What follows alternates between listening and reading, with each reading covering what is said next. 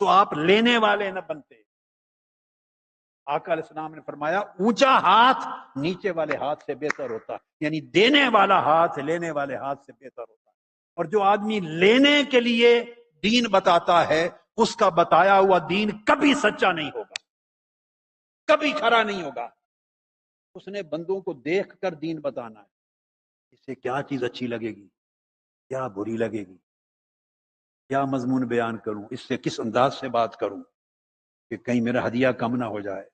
اگر وہ آپ سے اس طرح کی بات کر دے جو آپ کو اچھی نہ لگے اور آپ نے اینڈ پر اس کو لفافہ دینا ہو اور اس کو پتہ ہو کہ میں نے ایسی بات کر دی کہ ان کو اچھی نہیں لگی، تو بعد میں آپ دیں گے وہ جی؟ اس کو بھی پتہ ہے کہ مجھے نہیں ملنا، لہٰذا وہ دین کے وہ حصے بتائے گا جو آپ کو اچھے لگیں، بس اس میں آپ کی خیر ہو یا نہ ہو، اس کو آپ کی خیر سے کوئی غرض نہیں۔